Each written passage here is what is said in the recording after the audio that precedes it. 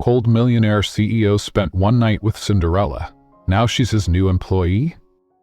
They said she threw her life away the moment she chose to keep him. That a baby born in silence would only bring shame. That no man would ever stay and no future could survive that kind of love. But they didn't see the nights she held him through fever, or the mornings she painted the sun back into their lives with nothing but a smile. And 20 years later, when the man who left them walked into the room, he didn't recognize the boy. But the boy looked up and said, "Does my mom know you're here?" And suddenly, the billionaire forgot how to breathe.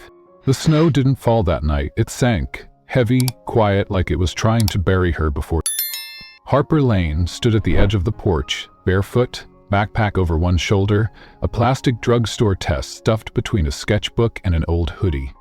The porch light flickered above her like it couldn't decide whether she deserved to be seen. Inside, her father slammed the door shut. The lock clicked, then the second one. "You want to act grown? But live like it."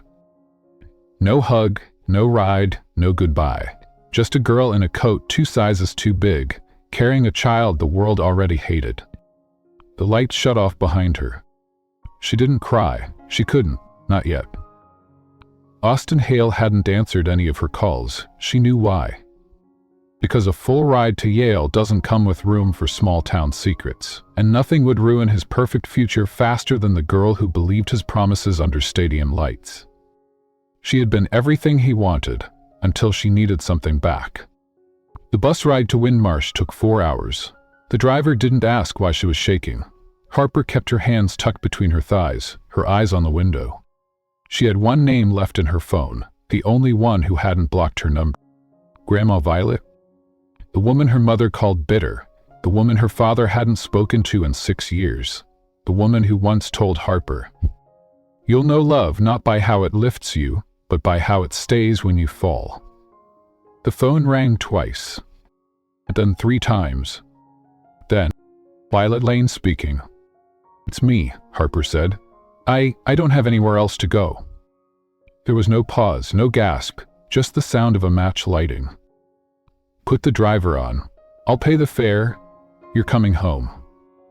The cottage was still there, red-bricked, rose vines bare against the picket fence. Violet was already outside, holding an extra coat and a mug that steamed against the cold. She didn't ask what happened. She didn't say, "I told you so."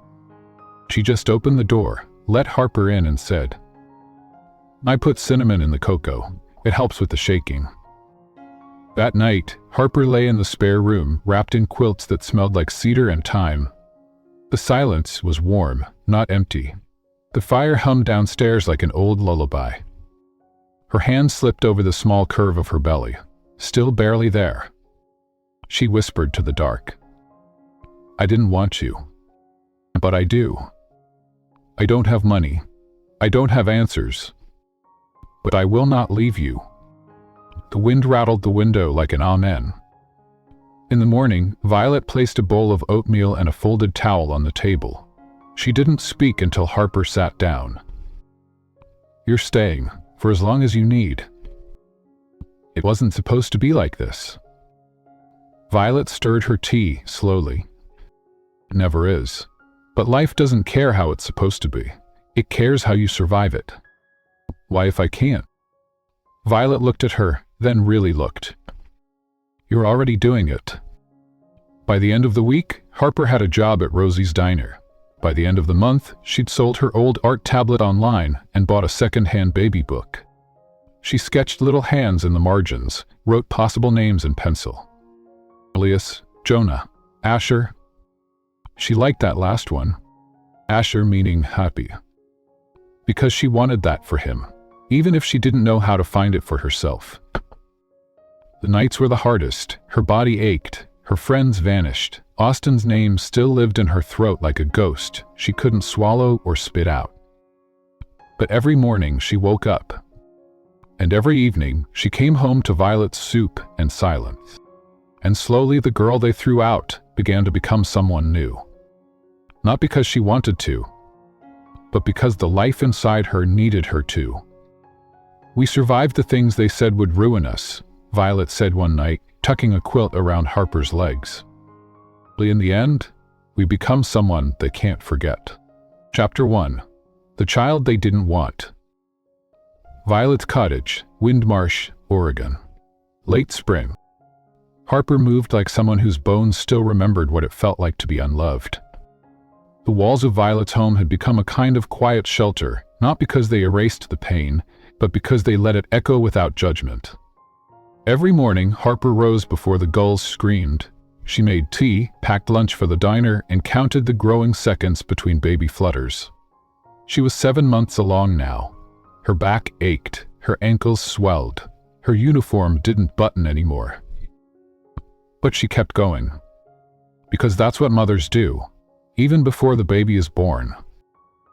Violet was pruning roses when Harper stepped onto the porch that Saturday.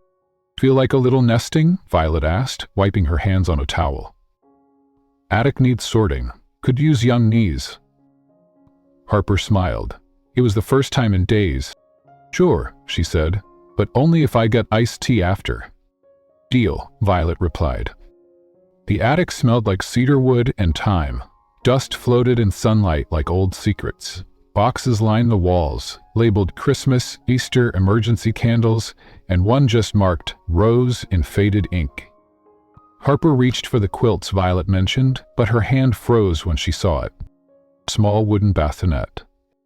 Worn white paint. A faint floral carving. A lace veil yellowed by years. She crouched, brushing her fingertips over the wood. Something caught her breath, a tiny inscription etched along the base. "Rose forever loved." She carried it down, carefully, reverently, like it was something sacred. Violet was silent when she saw it. Then, "I wondered when you'd find her." "Rose?" Harper asked softly. "My daughter?" Violet nodded. "Stillborn. 1972. Back when grief was something you buried with the body." Harper ran a hand over the side. "You kept it all this time?" "Because I couldn't let go," Violet said.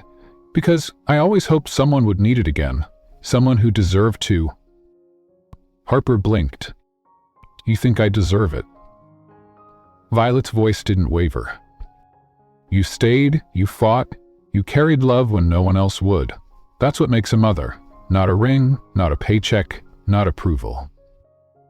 That night, Harper wiped down the cradle with lemon oil and lined it with new linen she stitched by hand. Her belly nudged the edge of the wood as she worked a quiet rhythm beneath her skin. The baby kicked once, then twice. They smiled.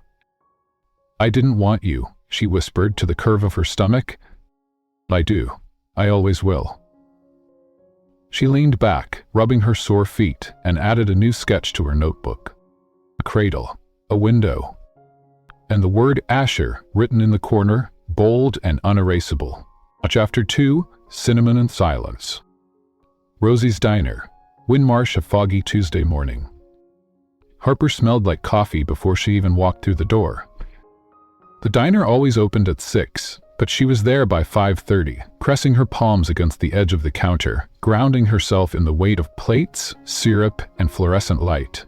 It wasn't glamorous, but it was honest. No one cared what you'd done before, as long as you showed up, tied your apron, and smiled.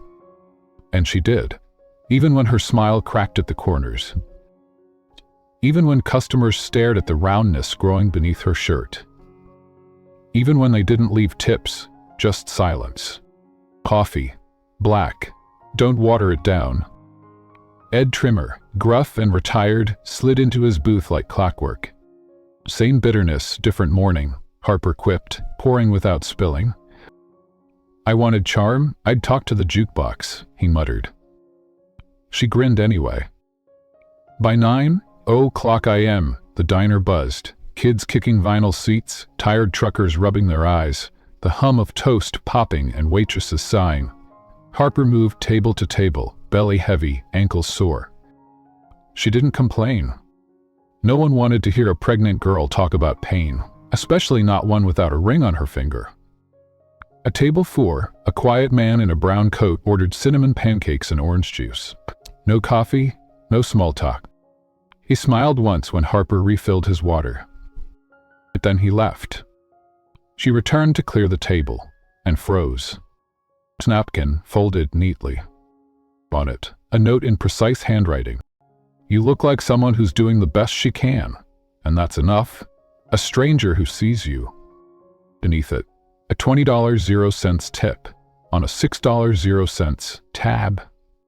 Her hand trembled. Not because of the money, but because someone had looked at her, really looked, and didn't see a mistake. That night, Harper tucked the napkin into her journal beside a sketch of her growing belly. She didn't tell Violet. She just sat quietly by the fire, sipping tea, the napkin pressed to her chest like a bandage. The baby kicked once, then again, and for the first time in weeks, she whispered, "Much maybe we'll be okay." Chapter 3. His name is Asher. Marsh Community Hospital. Early autumn, heavy rain tapping the windows like a ticking clock. The storm came fast. Lightning cracked over the coastline just as Harper dropped the sponge in the sink, gripped the counter, and gasped. It wasn't just another Braxton Hicks contraction. This one hurt. Downstairs, Violet heard the noise and was at her side in seconds, her face calm but her hands already reaching for the car keys. "Is it time?" she asked. "I think," Harper broke off as another pain tore through her abdomen. God, yes. Marsh Community Hospital was no more than 4 rooms and a hallway, but they had soft blankets and nurses who didn't ask questions. Violet stayed by her side, whispering stories of strength between contractions. "Your mother took 18 hours. You? 6. You always came fast and loud." "It's not comforting," Harper groaned, gripping the bed rail. "It means you were never afraid to show up."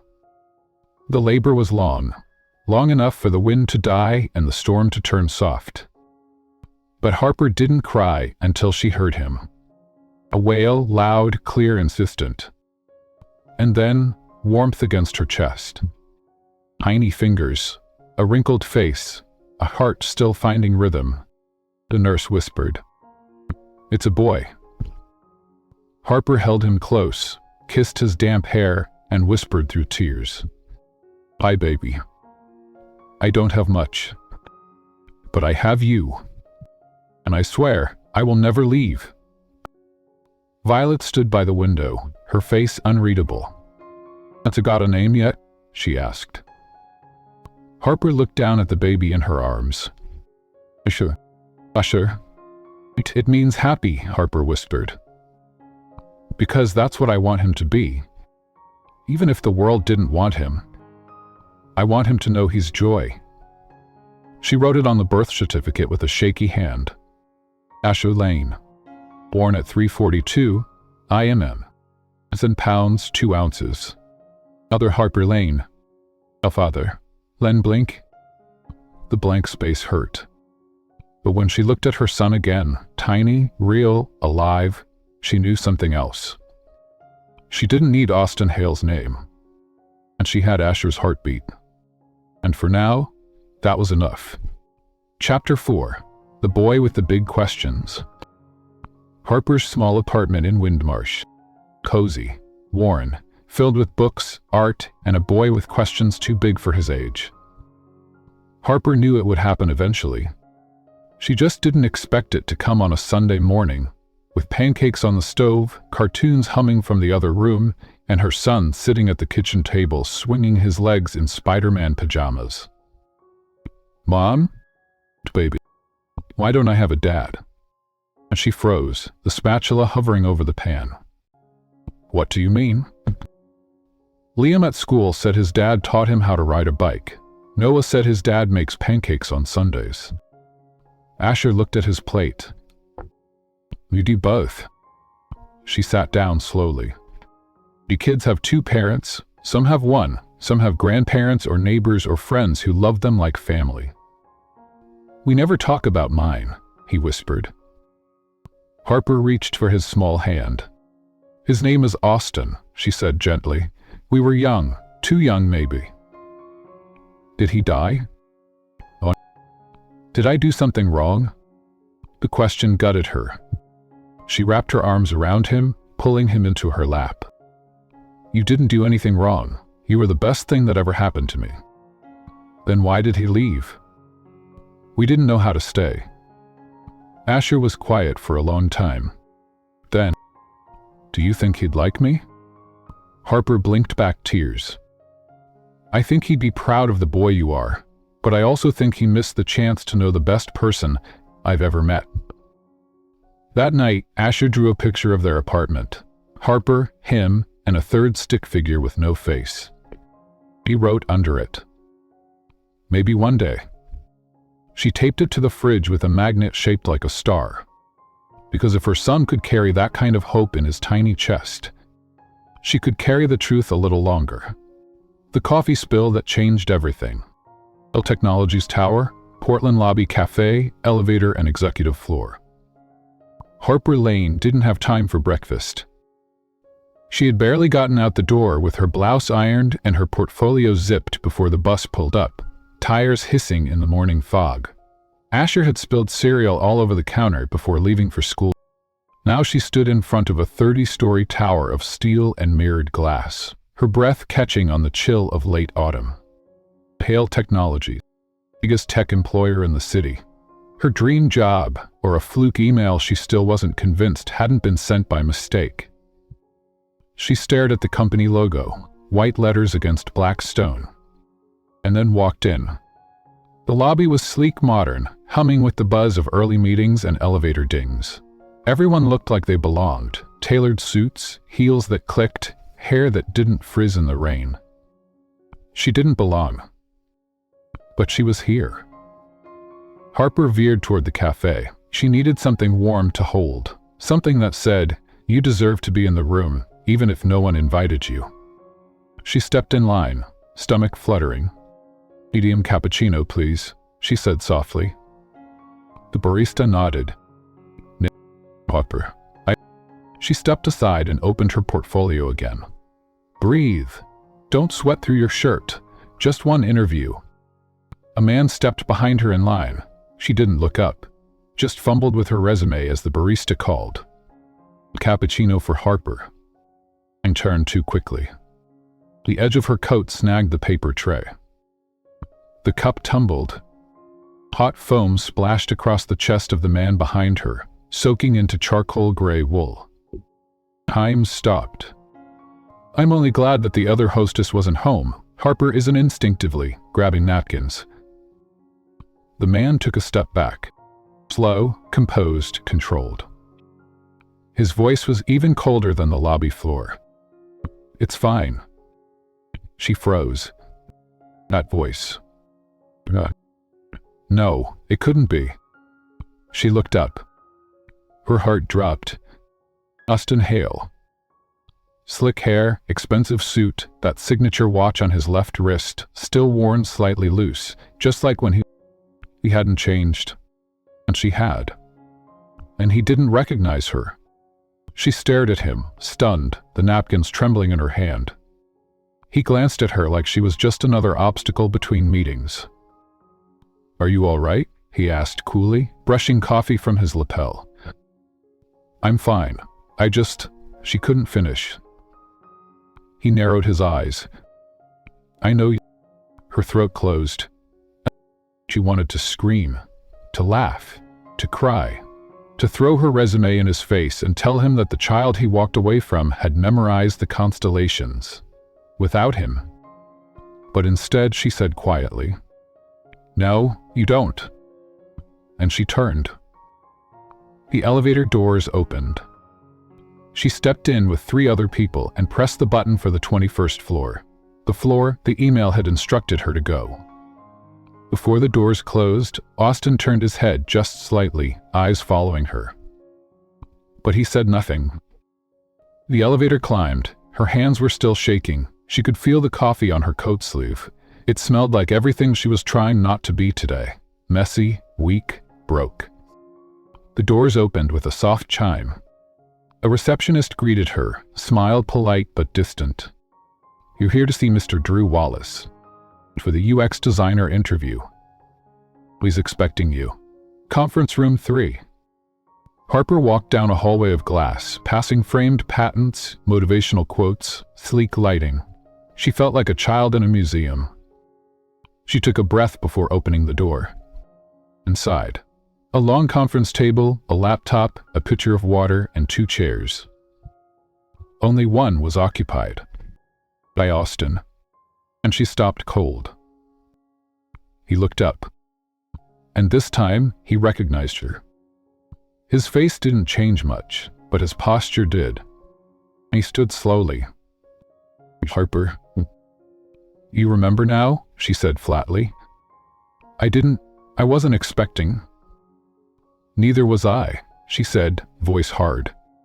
He stepped closer. "You're interviewing here. Apparently someone thought my portfolio was good enough." He glanced away for a second, then gestured to Austin Design. "I've never stopped working. Raising a child on one income kind of requires that." That made him flinch. "You have a child?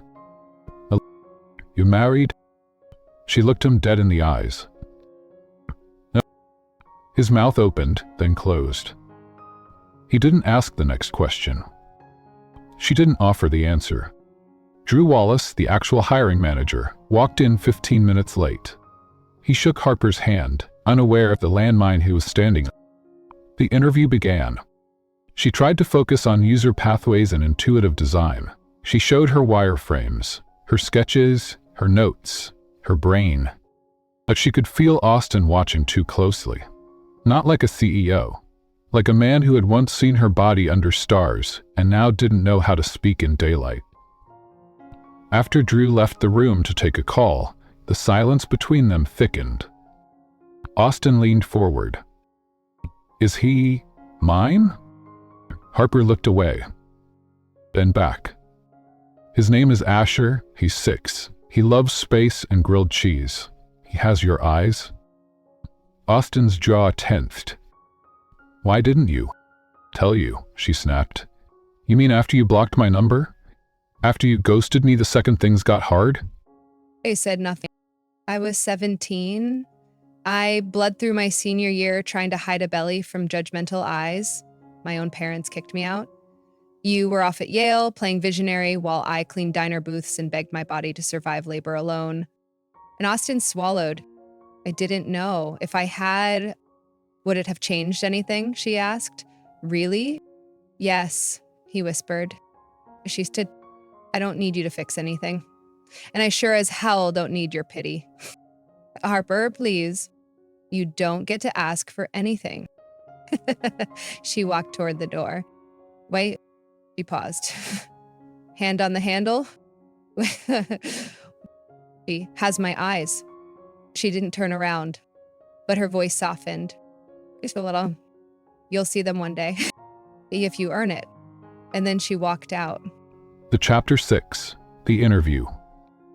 Hale Technologies' 50th floor executive office, Portland.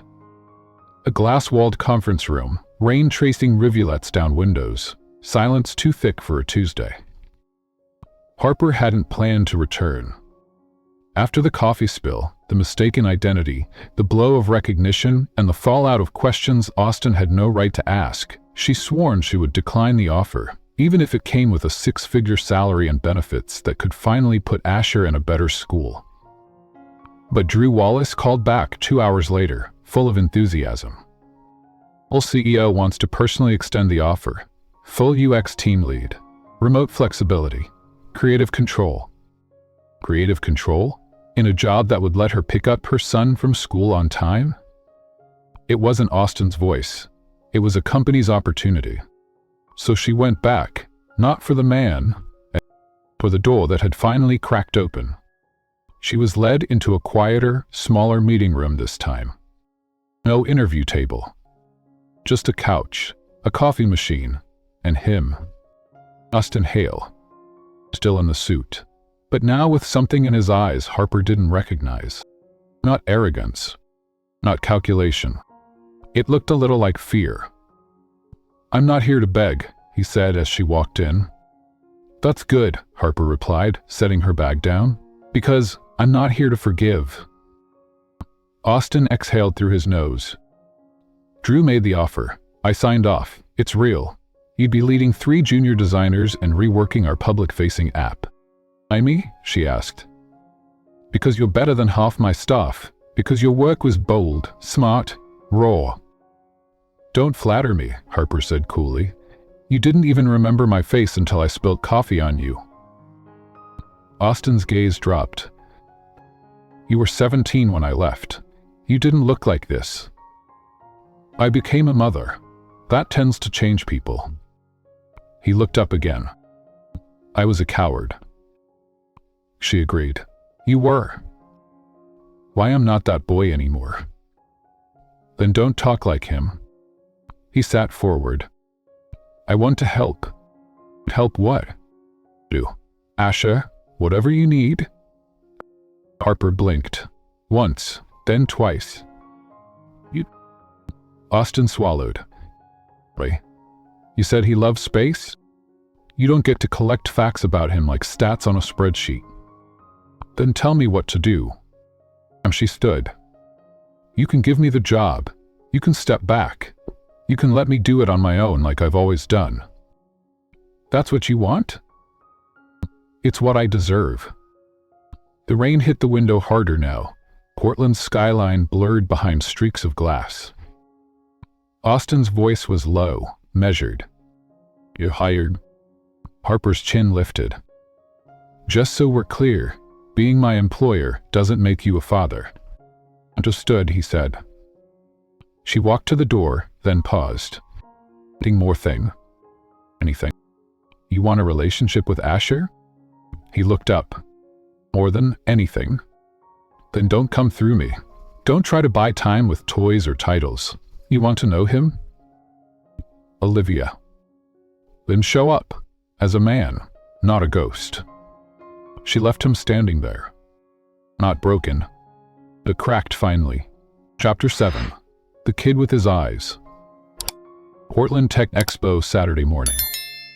Rows of booths, blinking screens, and kids with big dreams. Somewhere in the middle, a 6-year-old with his father's eyes. Harper hadn't planned for Asher to go, but Violet insisted.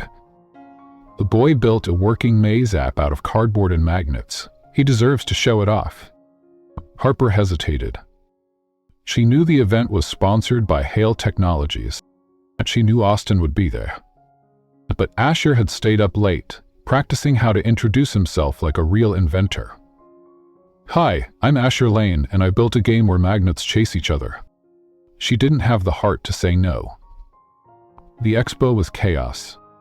Middle schoolers in lab coats, dads with camera phones, volunteers handing out granola bars and swag bags. Harper wore a hoodie and sunglasses, keeping her head down. Asher carried his magnet board in a pizza box. They set up in the junior inventors row. You nervous? She asked. No. He adjusted his sign, hand-drawn letters. Agonies by Harper Lane. I got this, Mom. Meanwhile, Austin Hale was upstairs. Shirt crisp, smile reserved, flanked by PR managers. He didn't want to be here. Board members insisted. Get into the community, make the company human, engage with the next generation. Fine, 1 hour, 1 lap, shake some hands. But something in his gut was off. A strange weight pressing against his chest, like expectation. Downstairs, Harper glanced at her phone. Then 42. Iona answered the door. If he was coming, it'd be now. Asher was demonstrating the maze to a pair of high school volunteers. He was focused, confident, until a hush fell near the booth entrance. Then came the voice. Is this the junior division? Harper's head snapped up. Austin. He walked in like he didn't know where he was going, until he saw him. Asher didn't flinch. He looked up at the man in the suit and smiled. Want to try my maze? Austin blinked. Harper stepped back, out of view. Sure, he said softly. Asher handed him the stylus. You have to drag the magnet from the start to the goal, but if it hits the metal walls, you lose a life. Austin leaned down, tracing the stylus. Did you build this yourself? Yep, my mom helped cut the cardboard, but I did the math. Austin smiled and for a moment forgot to breathe. What's your name? Asha. A pause. Then, Asha what? Asha Lane. Austin looked up. Harper was standing just behind the crowd now. Watching. She nodded once. He swallowed hard. The maze was forgotten, the crowd dissolved. All he saw was the shape of his own eyes on a 6-year-old's face. Later, Harper packed up the box as Asher skipped toward the prize table. Austin stood beside her. Violet. You know now, she said. I didn't hide him from you, she whispered. You just never showed up. He nodded. That's on me. She closed the box. If you want to be in his life, don't tell me, tell him. Asher ran back, breathless. I didn't win. You okay? Harper asked. Yep, I won next year's motivation. He smiled wide, then turned to Austin. You coming next year? Austin knelt down. Think you want me to? Asher tilted his head. You kinda look like me. Austin blinked. Yeah, he said. I noticed that too. Chapter 8. Secrets and Signatures. Violet's garden and Harper's kitchen. Windmarsh quiet, overcast. Violet was trimming her roses when the black car pulled up. She didn't flinch, didn't stop cutting, just wiped her shears with a cloth and waited. Austin stepped out slowly. No suit today. Jeans, a pullover, shoulders slightly hunched. You're not the boy who ran away anymore, Violet said, nodding toward the porch. But let's see if the man you became is worth sitting down. They sat on wicker chairs, mugs of coffee cooling between them. The silence wasn't awkward, just full. I didn't come to explain myself, Austin said. Good, Violet replied, because I already know the story. I was just never the one who needed to hear it. Did she suffer? He asked, eyes glassy. She survived. That's different. Why didn't she tell me? She did. You stopped listening. He nodded, silent. I want to do better, he said. Then show up. Not with gifts, not with guilt, with time, with consistency. Will he forgive me? Lynn doesn't even know what to forgive yet. That's what makes this your only chance to earn it clean. That evening, Austin showed up at Harper's apartment. She didn't open the door right away, but when she did, her eyes didn't burn with rage. They burned with boundaries. What do you want, Austin? To be in his life. You missed birthdays, fevers, the first day of kindergarten. I know. You can't make up for that. I'm not trying to. I just want the chance to start. He exhaled, slow and deliberate. I then walked to the kitchen counter. I handed him a folded piece of paper. He opened it. Joint custody agreement, blank. It's not legal yet, just space. You're not asking for money, he whispered. I'm asking if you're willing to put your name on the parts that matter. He looked up. That night, Asher found a small envelope on his pillow. Inside, a sketch of 2 rockets orbiting the same star. Below it, one line written in thick marker. I'm not perfect, but I'm trying. Austin. Asher smiled, then whispered to himself. Trying is a good place to start. Chapter 9. The Jacket in the Box. Hale Technologies Holiday Gala, downtown Portland Ballroom. Harper didn't want to go. She'd said no 3 times to the company invite before finally relenting when Asher looked up from his coloring book and said, "Can I wear my astronaut tie?" She hadn't been able to say no after that. So here she was, in a dress she hadn't worn in years, hand resting lightly on her son's shoulder as they entered a ballroom that shimmered with string lights and champagne. Austin met them at the door. No tux, just a deep blue suit that matched the quiet in his eyes. The night unfolded in pieces. Speeches, toasts, laughter that didn't quite reach her bones.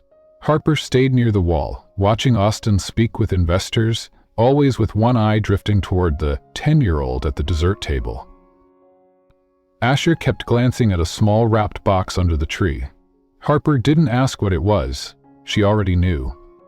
It wasn't for her. It wasn't even really for Austin. It was for closure. When the gala quieted and guests began to trickle out into the foggy night, Asher walked up to Austin and held out the box. "This is for you." Austin blinked. "It's okay if you don't like it," Asher said. I wanted to make something." Austin knelt, opening the paper slowly. Inside, a black wool jacket. Small, not store-bought, carefully stitched at the seams. Austin's breath caught. "Is this?" "Mom said you used to have one like that. The night you left her? She told you? She told me you were scared." Austin looked up. "And I was?" "I still get scared too," Asher said. "But Mom says we try anyway." Austin ran his hand along the inside lining. There, hidden in navy thread, was one single word. Harper watched from a distance. And she didn't cry. Not this time. Because it wasn't about loss anymore. It was about a boy who gave a gift to the man who left and expected nothing in return but honesty. Austin stood slowly. "I'm going to earn this," he said. Asher tilted his head. "It's just a jacket." "Ugh," Austin whispered. "It's more." That night, Harper tucked Asher into bed back home. "Did he like it?" he asked sleepily. We didn't know what to say. "That's okay," Asher mumbled. "Some things, you don't have to say. You just wear them until they fit." Chapter 10. From a Mistake to a Miracle. Johns Hopkins University Auditorium, Baltimore Spring Break. The hall was silent. Not with tension, but with reverence. Harper Lane sat in the second row, a white envelope in her lap and her heart somewhere between pride and disbelief. Her son, the baby she was told would ruin her life, was about to become Dr. Asher Lane. She wore a blue dress, the same color as the blanket she wrapped him in the day he was born. Austin sat beside her. Their hands didn't touch, but every now and then their eyes did. Next, delivering the student address. Dr. Asher Lane. Applause. Not roaring, not polite. Just on it. Asher stepped up to the podium. He didn't speak right away. He looked down, then at his classmates, then at the woman who raised him, and then at the man who came back. "We told my mom she ruined her future when she chose to keep me, that she was throwing everything away. That love wasn't enough. I were wrong? It raised me in a borrowed apartment with cracked tiles and too many dreams. She worked nights, and she cried quietly. She showed up every single day. I don't remember her ever saying she was proud of herself, but I am. For both of us. To the man who sat in silence for the first half of my life. You taught me what it means to come back. To face the thing you once ran from. To stay. This degree isn't mine alone. It belongs to every woman who chose love over fear. Every father who chose growth over guilt. And every child who was ever called a mistake, but turned out to be someone's miracle." Harper clutched the envelope tighter. Inside, the first photo ever taken of her and Asher. The one where she looked like she had no idea what she was doing. But somehow she had done it. After the ceremony, Asher hugged them both. "You coming to dinner?" he asked, wiping tears from his collar. "You wouldn't miss it," Harper smiled. Austin laughed. "Even if it's just takeout and bad lighting?" "That's our specialty," Harper said. Later that night, the three of them sat around a tiny table in Asher's apartment. Pizza, root beer, a single flickering candle. No titles, no secrets, no silence left to hold. Just them. Not perfect, but whole, in love that stayed. Wind Marsh, Oregon Violet's porch at golden hour. Asher has left for his first fellowship in pediatric medicine. The house is quiet again, but the story is anything but over. Harper sat on the porch, her bare feet curled against the cool wood, sketch pad open on her lap. The sea sang below the cliffs in that same voice it always had, patient, persistent. The house was quiet, not empty, just full of echoes that didn't hurt anymore. Austin walked out carrying 2 mugs of tea. No tie, no performance, just a man with lines around his eyes and quiet in his chest. He handed her the mug. He texted, "Landed safe." Of course he did. He packed 3 first aid kits and a backup inhaler. As a doctor, he got that from you. Harper raised an eyebrow. You think I taught him how to dissect frogs with crayons? Austin chuckled. In silence. Not awkward, just honest. Will you ever think, Austin began, what if I hadn't left? Look leapt out at the water. Every version of me asked that once. To know. I think maybe we had to fall apart, so we could grow into people who don't. He studied her. You ever going to marry me? Alex. She didn't flinch. He didn't answer right away. Then softly. You already wear my life on your shoulders. Let's not rush into rings when we just learned how to stay. He nodded.